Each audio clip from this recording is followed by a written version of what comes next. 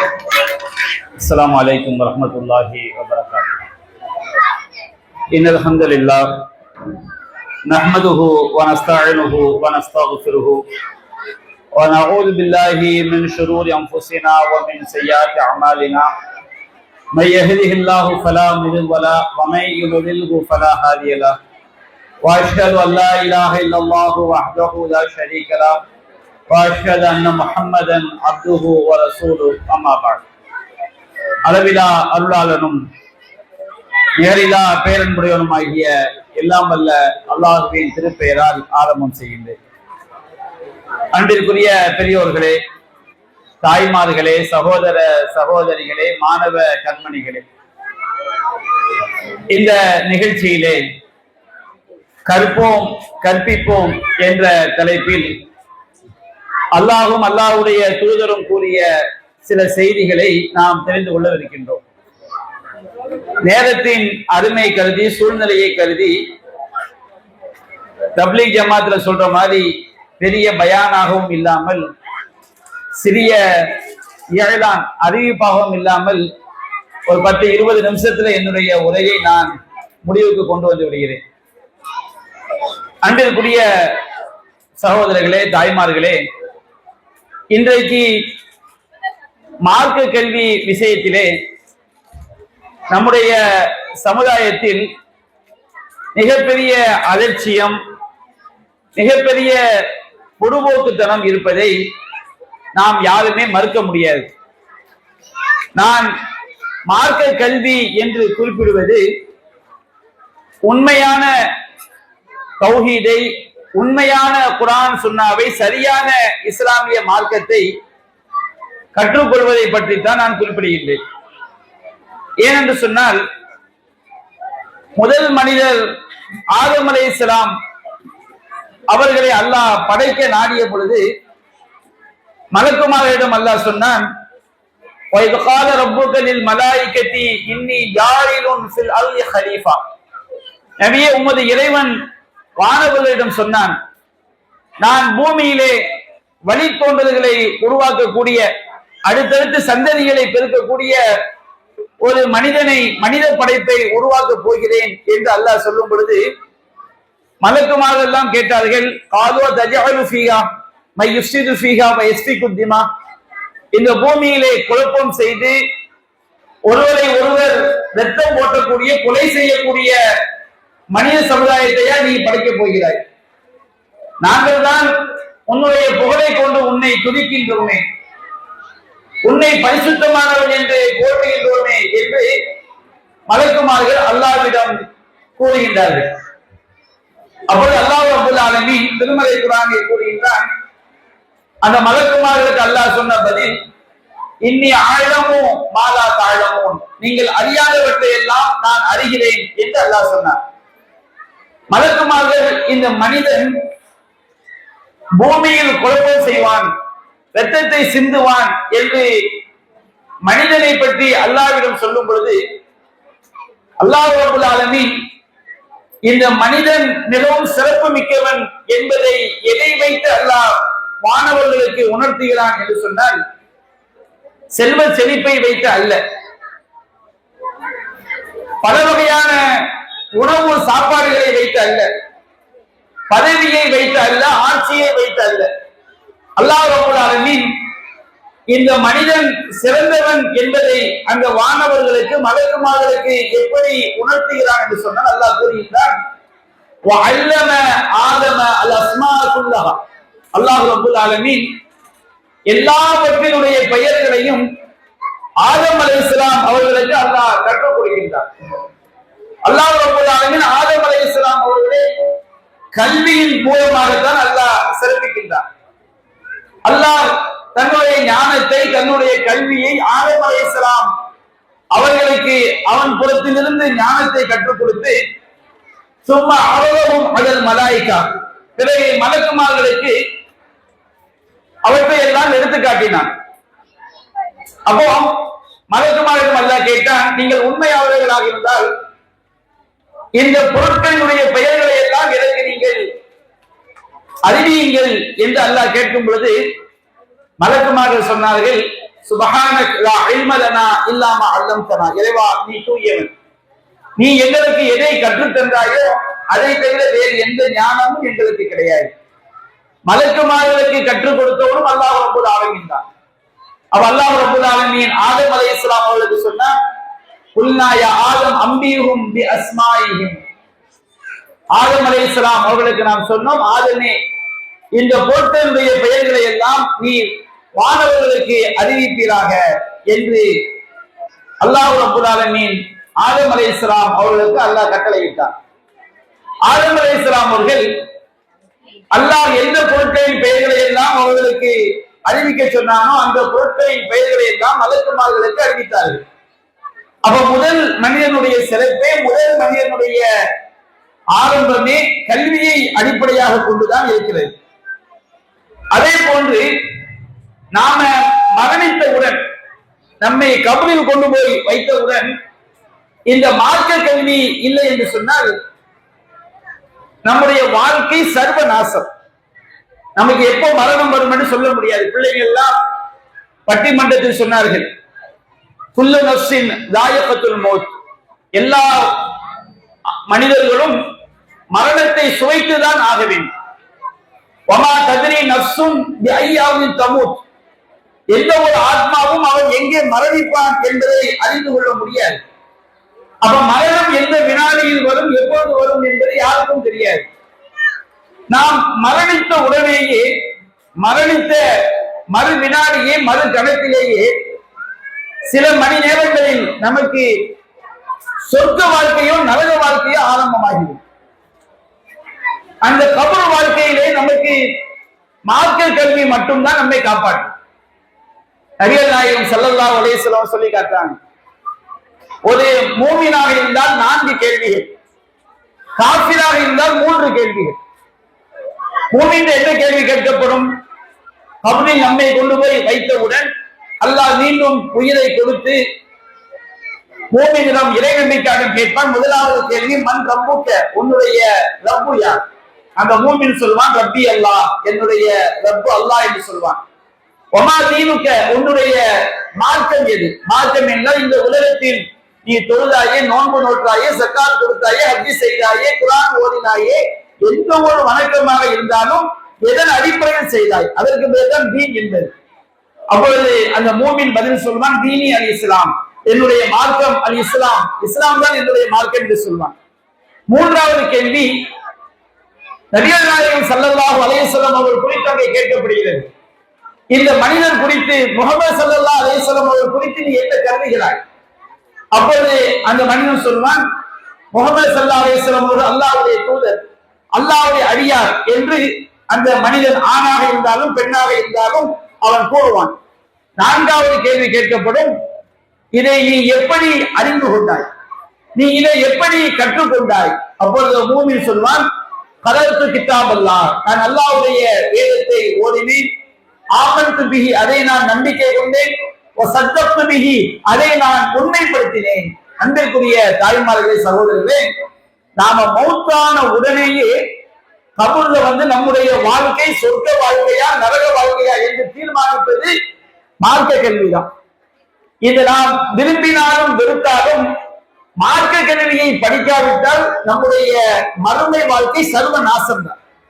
மறு வினாடியே நம்முடைய வாழ்க்கை, நாம் மரணித்த மறு வினாடியே மார்க்க கல்வி இல்லை என்று சொன்னால் நம்முடைய வாழ்க்கை மிகப்பெரிய நாசமாக, நிரந்தர நரகத்திற்குரிய வாழ்க்கையாக அது மாறிவிடும். தீயவனிடம் கேட்கப்படும், மன் ரப்புக்க, உன்னுடைய இறைவன் யார்? ஹா ஹா அலி, ஐயோ ஐயோ எனக்கு தெரியவில்லை என்று சொல்வான். ஒமா தீனுக்க, உன்னுடைய மார்க்கம் எது? ஐயோ எனக்கு தெரியவில்லை என்று சொல்வான். முஹம்மது ஸல்லல்லாஹு அலைஹி வஸல்லம் அவர்கள் குறித்து கேட்கப்படும், இந்த மனிதர் குறித்து நீ என்ன கருதுகிறாய்? ஐயோ எனக்கு தெரியவில்லையே, ஊரில் ஏதோ பேசிக் கொண்டார்கள் என்று சொல்வான்.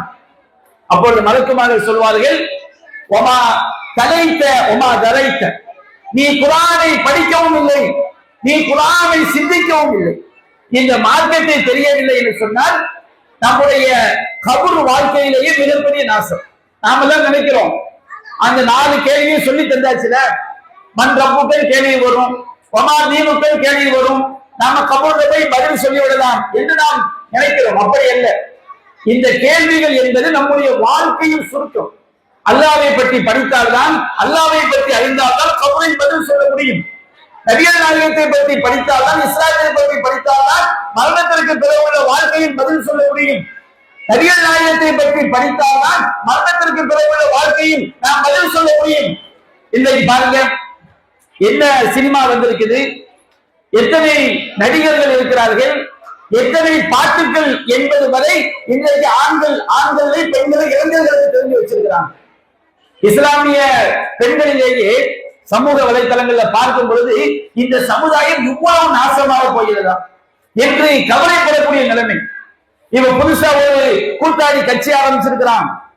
அந்த இஸ்லாமிய பெண்கள் சிலர், அவள் தான் எங்க சாமி, முஸ்லிம் பெண்கள் தலை முக்காட்டையும் போட்டுக்கொண்டு அந்த கூட்டாளி தான் எங்க சாமி, நாங்க அவரை பார்க்கறதுக்காண்டி வந்தோம்.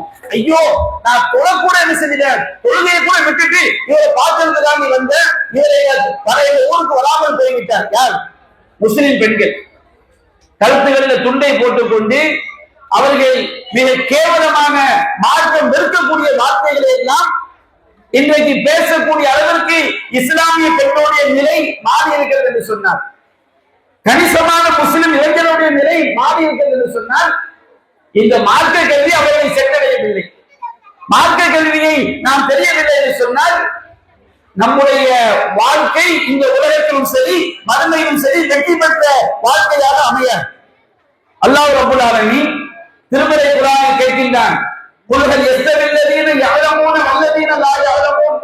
நபியே, நீங்கள் மக்களிடம் கேளுங்கள், அறிந்தவர்களும் அறியாதவர்களும் சமமாவார்களா? மார்க்க கல்வியை படித்தவர்களும் மார்க்க கல்வியை படிக்காதவர்களும் சமமாக முடியுமா? உங்களுடைய தொழுகை ஏற்றுக்கொள்ளப்பட வேண்டும் என்றால் நபிகள் நாயகம் எப்படி தொழுதார்கள் என்பதை படித்தால்தான் தொழுகை ஏற்றுக்கொள்ளப்படும்.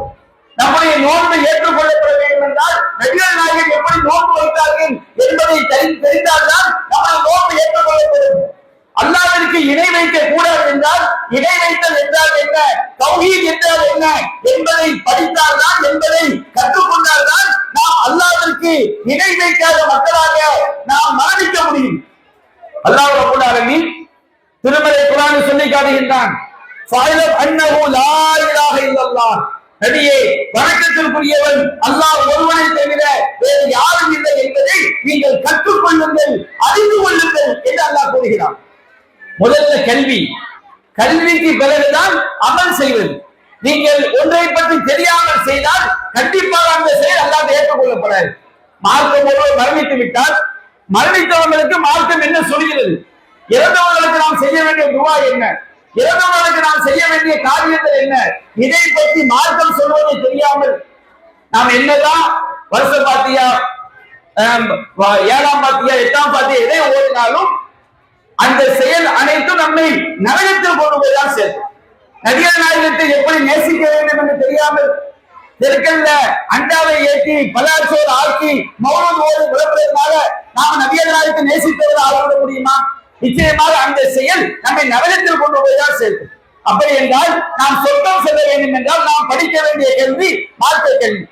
அல்லாஹ் ரப்பல் ஆலமீன் திருமறை குர்ஆனில் சொல்லி காட்டுகின்றான், யர்ஃபுல்லாஹு அல்லதீன ஆமனு வல்லதீன ஊதுல் இல்ம தரஜாத். அல்லாஹ் ரப்பல் ஆலமீன் இறை நம்பிக்கையாளர்களுக்கும் கல்வி ஞானம் வழங்கப்பட்டவர்களுக்கும் அந்தஸ்துகளை அல்லாஹ் உயர்த்துகிறான். நம்முடைய இந்த உலகத்தில் நம்முடைய கண்ணியம் உயர வேண்டும் என்றால், உலகத்தில் நம்முடைய அந்தஸ்து உயர வேண்டும் என்றால், மறுமையில் நம்முடைய சொர்க்கத்தில் நம்முடைய அந்தஸ்து உயர வேண்டும் என்றால் அதற்கு 2 அடிப்படை. ஒன்று ஈமான், ஈமான் கொண்ட பிறகு மார்க்க கல்வியை நாம் படிப்பது. எந்த அளவுக்கு சொன்னால், இந்த உலகத்துல நாம என்னதான் பெரிய பெரிய படிப்பு படிச்சாலும் சரி, இன்னைக்கு பார்க்கிறோம் பல குடும்பங்கள்ல பெண்கள், பல குடும்பங்கள்ல விவாகரத்துகள் அதிகரித்துக் கொண்டே செல்கிறது. விவாகரத்தையே அதிகரிக்குது. பல குடும்பங்கள்ல கணவன் மனைவிக்கு மத்தியில் பிரச்சனை. என்ன காரணம்? ஒரு கணவனாக இருப்பவன், ஒரு மனைவியாக இருப்பவன் கணவனிடம் எப்படி நடந்து கொள்ள வேண்டும் என்று ஒரு மனைவி மார்க்க கல்வியை படிக்கவில்லை என்றால், அவள் என்னதான் இன்ஜினியர் படிச்சாலும் சரி, டாக்டர் படிச்சாலும் சரி, இந்தியாவிற்கே பிரதமராக இருந்தாலும் சரி, தமிழ்நாட்டுக்கே முதலமைச்சராக இருந்தாலும் சரி, கணவனிடம் எப்படி நடக்க வேண்டும் என்று மார்க்கம் சொல்லக்கூடிய கல்வியை ஒரு பெண் தெரியவில்லை என்று சொன்னால் அந்த குடும்பம் நாசம்தான். 50 வருஷம் 60 வருஷம் கணவன் மனைவியா வாழ்ந்து இந்த உலகத்துல எந்த இன்பத்தையும் அனுபவிக்காமல் அவர்கள் செத்து மடிவார்கள், அல்லது அந்த குடும்பம் விவாகரத்தாகி பிரிந்துவிடும். அப்ப மார்க்க கல்வி என்பது அவசியம். ஒரு மனைவிக்குரிய கடமை என்ன அல்லாஹ் சொல்லி தருகிறான். ஒரு கணவனுக்குரிய கடமை என்ன அல்லாஹ் சொல்லி தருகிறான். நபிகள் நாயகம் சொல்லி தந்தார்கள். இன்றைக்கு எத்தனை பெண்கள் கணவனுக்கு செய்ய வேண்டிய கடமைகளை தெரிந்திருக்கிறார்கள்? எத்தனை ஆண்கள் மனைவிக்கு செய்ய வேண்டிய கடமையை தெரிந்திருக்கிறார்கள்? எத்தனை குடும்பங்களில் இன்றைக்கு பெற்றோர்களை கவனிக்கக்கூடிய பிள்ளைகளாக இருக்கிறார்கள்? இதற்கெல்லாம் என்ன காரணம்? இந்த மார்க்க கல்வியை உங்கள் பிள்ளைகளுக்கு நாம் ஊட்டி இருந்தால், நாம் கற்றிருந்தால் இந்த சமுதாயம் மிகச் சிறந்த சமுதாயமாக இருக்கும். அது மட்டுமல்ல, நாம மரணித்து விட்டோம் என்று சொன்னால் நமக்கு பிறகு நன்மையை தந்து கொண்டே இருக்கக்கூடியது இந்த மார்க்க கல்வி மட்டும்தான். நாம் இந்த உலகத்துல ஒருவர் மருத்துவம் படித்திருக்கிறார், டாக்டராக வைத்துக் கொள்ளுங்கள். அவர் உயிரோடு இருக்கிற வரைக்கும் 4 பேருக்கு காய்ச்சலுக்கு ஊசி போடலாம், ஏதாவது நோய்க்கு மருத்துவம் பார்க்கலாம். டாக்டர் மரணித்து விட்டார் என்று சொன்னால் அவர் படித்த மருத்துவ படிப்பும் அழிந்து போய்விட்டது. அவர் படித்த கல்வியை வச்சு ஏதாவது பிரயோஜனம் இருக்கிறார்? எந்த படிப்பையும் எடுத்துக் கொள்ளுங்கள், இன்ஜினியர் படிப்பாக இருக்கட்டும், எந்த படிப்பாக இருந்தாலும் அந்த இன்ஜினியர் மூத்தாயிட்டார்னா அதோட அவருடைய கல்வி, அவருக்கு அந்த கல்வியினால் கிடைக்கக்கூடிய நன்மை முடிந்து போய்விட்டது. ஆனால் மார்க்க கல்வி அப்படி கிடையாது. நீங்க உங்களுடைய பிள்ளைகளுக்கு ஒரு துவாவை சொல்லிக் கொடுக்கிறீர்களே, இந்த மதரசாவுல பிள்ளைகளுக்கு அல்லாஹ் எங்கே இருக்கிறான் என்று கேட்கும்போது அந்த குழந்தை சொல்கிறது அல்லாஹ் வானத்தின் மேல் உள்ள அரிசியில் இருக்கிறான் என்று சொல்லும் பொழுது அது ஒரு மார்க்க கல்வியை அந்த குழந்தை கற்றுக்கொள்கிறது. சாப்பிடும் போது பிஸ்மில்லா என்று சொல்ல வேண்டும் என்பதை சொல்லிக் கொடுக்கும் பொழுது அந்த குழந்தை ஒரு மார்க்க கல்வியை கற்றுக்கொள்கிறது.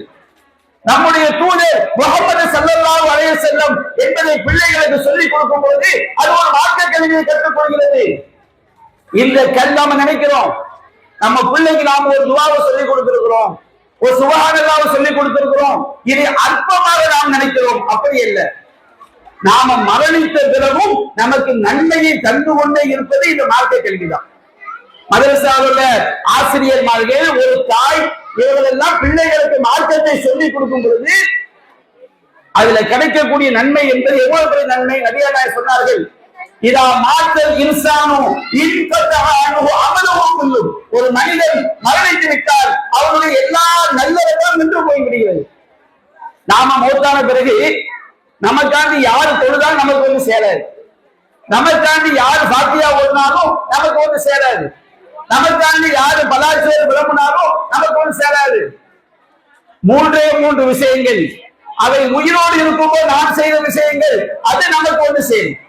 அது ஒன்று என்ன?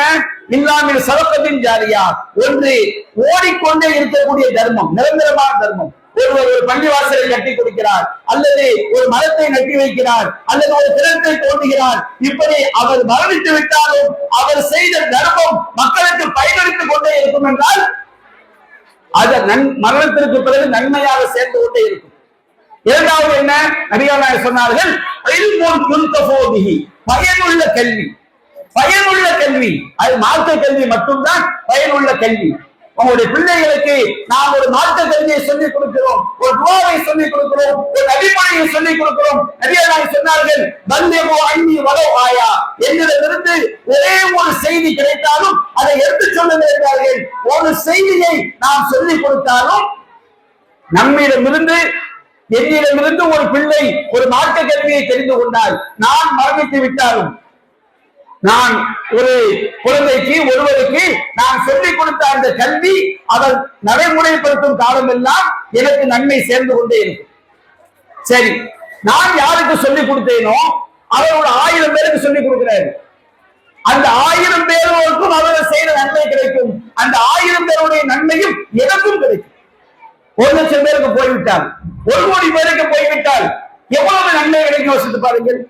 நபிகள் நாயகம் ஸல்லல்லாஹு அலைஹி வஸல்லம் எவ்வளவு நன்மை சேரும். பெரிய பெரிய இமாம்கள் இந்த மார்க்கத்திற்காக பாடுபட்டார்களே, அவர்களுக்கு எவ்வளவு நன்மை போய் சேரும். அவர்கள் மூலமாகத்தானே அல்லாஹ் ரப்பல் ஆலமீன் கோடான கோடி நன்மைகளை, கோடான கோடி மக்களுக்கு இஸ்லாத்தை கொண்டு போய் சேர்த்திருக்கிறான்.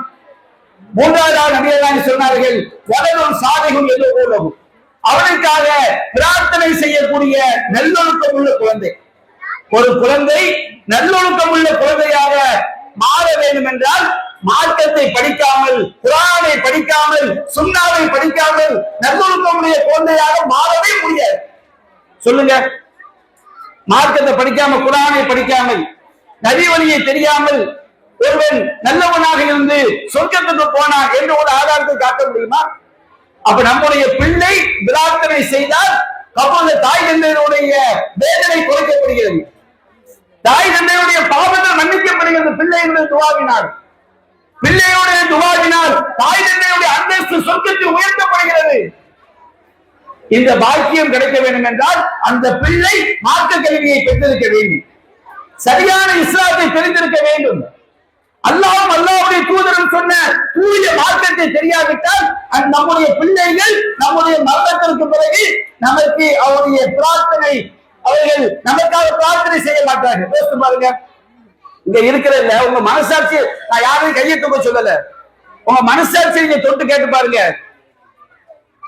ஒவ்வொரு தொழுகையிலையும் அல்லது ஒவ்வொரு நாளும் உங்களை பெற்ற தாய் தந்தையருக்காக எத்தனை பேர் துவா செய்வீங்க? நான் யாரையும் கையை தூக்க சொல்ல, யோசிச்சு பாருங்க.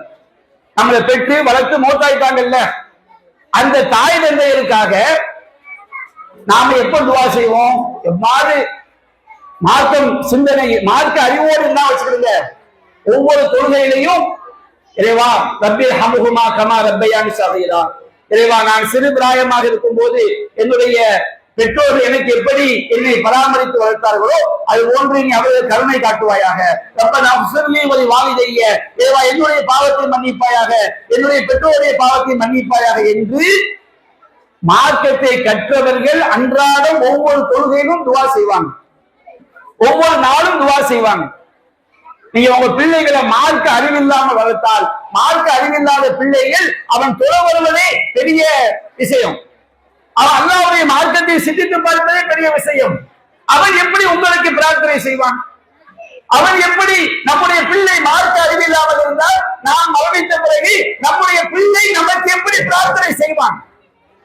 நீங்க டாக்டர் ஆகிறது கோடிய செலவு பண்ணுங்க, தப்பு கிடையாது. இன்ஜினியர் ஆகிறதுக்கு லட்சங்களை செலவு பண்ணுங்க, தப்பு கிடையாது. மார்க்கத்தை கற்றுக் கொடுப்பதற்கு என்ன செய்தீர்கள்? நீங்க உங்க பிள்ளையை டாக்டர் ஆக்கினால், இன்ஜினியர் ஆக்கினால் அவனுடைய வாழ்க்கைக்கு நல்லது, நீங்கள் உயிரோடு இருந்தால் உங்களுக்கு நல்லது.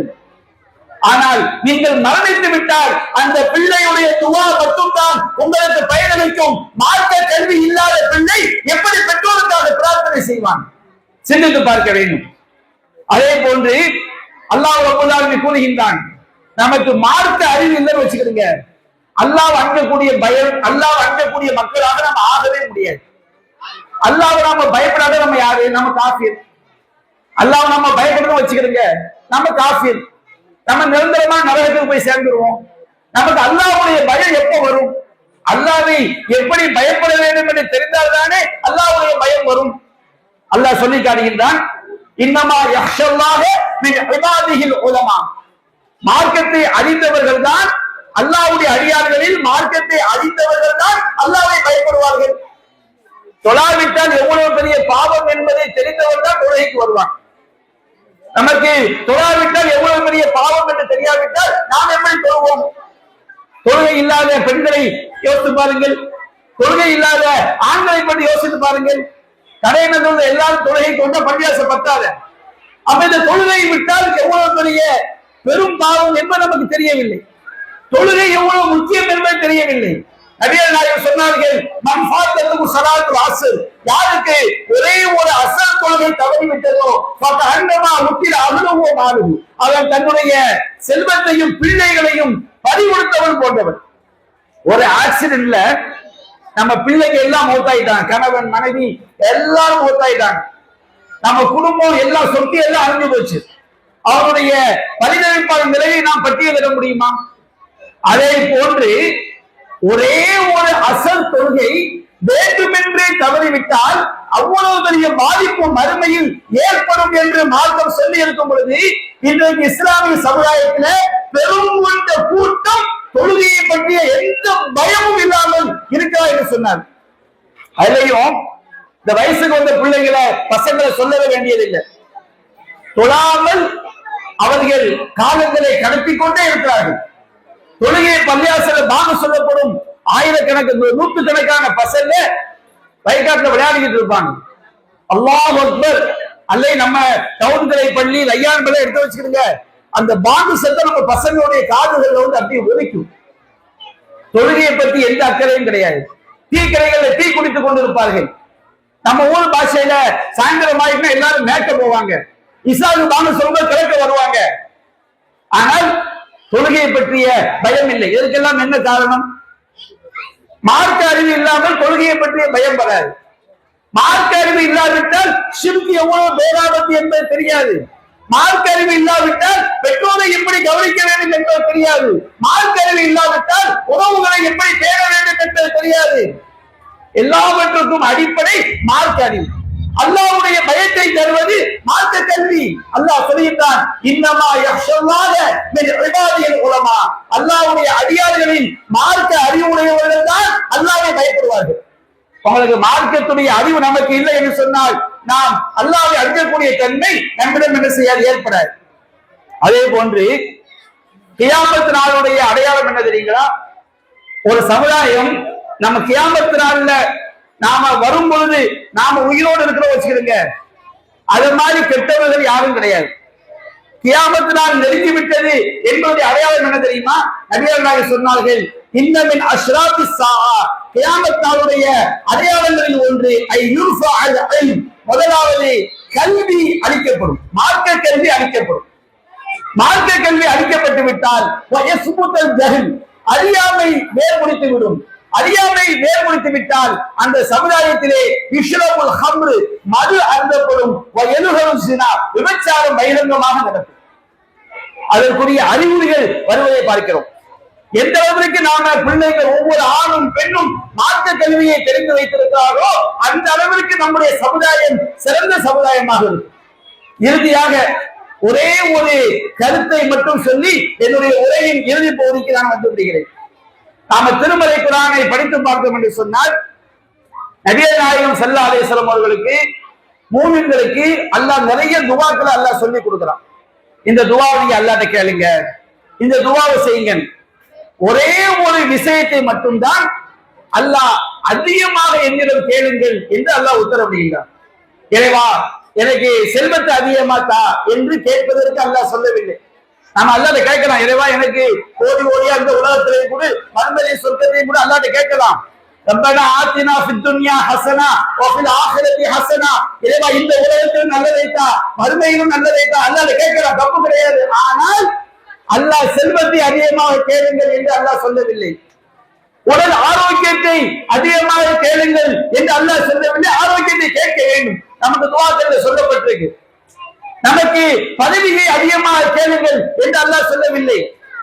அதிகாரத்தை கேளுங்கள் என்றால் அதிகமாக கேளுங்கள் அல்லாஹ் சொல்லவில்லை. அல்லாஹ் திருமறை குர்ஆன் முழுவதும் நீங்கள் படித்து பார்த்தால் ஒரே ஒரு விஷயத்தை மட்டும்தான் அல்லாஹ் அதிகமாக கேட்க வேண்டும் என்று நபிகள் நாயகம் உத்தரவிடுகின்றார். அது என்ன விஷயம்? வகுல் வகுர் ரப்பி ஜித்னி இல்மா. நபியே, அல்லாஹ்விடம் பிரார்த்தனை செய்யுங்கள், இறைவா எனக்கு கல்வியை அதிகப்படுத்துவாயாக, இந்த மார்க்க அறிவை அதிகப்படுத்துவாயாக என்று நபியே அல்லாஹ்விடம் கேளுங்கள். அல்லாஹ் அதிகப்படுத்துமாறு கேட்கக்கூடிய சொன்ன ஒரே விஷயம் மார்க்க கல்வி மட்டும்தான். மற்ற எதையும் நீங்கள் அதிகமாக அல்லாஹ்விடம் கேளுங்கள் என்று அல்லாஹ் திருமறை குர்ஆனில் எந்த வசனத்திலும் சொல்லவில்லை. நமக்கு நல்லதை நாம் அதிகமாக கேட்கிறோம், ஆனால் அல்லாஹ் உத்தரவிட்ட ஒரே விஷயம் இது மட்டும்தான், இந்த கல்வி மட்டும்தான். இந்த மார்க்க கல்விதான் இந்த உலகத்தில் நம்மை நல்லவர்களாக ஆக்கும். இந்த மார்க்க கல்விதான் நாம் மரணித்தவுடன் கபரில் நம்மை காப்பாற்றும். இந்த மார்க்க கல்விதான் தௌஹீதை நமக்கு கற்றுத்தரும். இந்த மார்க்க கல்விதான் பாவங்களை விட்டு நம்மை தூரமாக்கும். அந்த கல்வியை பிள்ளைகளுக்கு சொல்லிக் கொடுக்க வேண்டும் என்ற அடிப்படையில் தான் நம்முடைய தமிழ்நாடு தௌஹீத் ஜமாஅத் சார்பாக எல்லா பள்ளிவாசல்களிலும் நாம் இந்த குழந்தைகள் மதரசாவை நடத்தி வருகின்றோம். அப்ப இந்த சத்தியத்தை போதிக்கக்கூடிய சரியான கல்வியை குழந்தைகள் மதரசை யாரும் நடத்தலாம், ஆனா அந்த பிள்ளைகளுக்கு சரியான மார்க்கம் சொல்லிக் கொடுக்கப்படுகிறதா? சரியான கல்வி எது சொர்க்கத்துல கொண்டு போய் சேர்க்குமோ அந்த கல்வி. மதரசாவில் போய் மௌலூத் ஓத படிப்பது, முர்தா ஓத படிக்கிறது, கண்ட கண்ட கர்சாக்களையும் பொய்யான விஷயங்களையும் படிப்பது மார்க்க கல்வி அல்ல. சரியான குர்ஆனையும் சரியான நபிவழியையும் படித்து அதன்படி நடப்பதுதான் நம்மை மறுமையில் வெற்றி பெற செய்யக்கூடிய மார்க்க கல்வி. அத்தகைய கல்வியைத்தான் நம்முடைய மதரசாக்கள் மூலமாக குழந்தைகளுக்கு நாம் போதிக்கின்றோம். எனவே இந்த சத்தியத்தை சொல்லக்கூடிய மதரசாக்களிலே நம்முடைய பிள்ளைகளை நாம் பயில வைக்கும் பொழுது, நாமும் சத்தியத்தை தெரிந்து நம்முடைய பிள்ளைகளுக்கு சொல்லிக் கொடுக்கும் பொழுது அது நமக்கு இம்மைக்கும் மறுமைக்கும் பயனளிக்கக்கூடிய மிகச் சிறந்த கல்வியாக இருக்கும். அல்லாஹ் ரப்பல் ஆலமீன் அந்த கல்வியை படித்து, சரியான கல்வியை படித்து வாழ்ந்து மரணிக்கக்கூடிய நன்மக்களாக நம் அனைவரையும் ஆட்கள் புரிவானாக.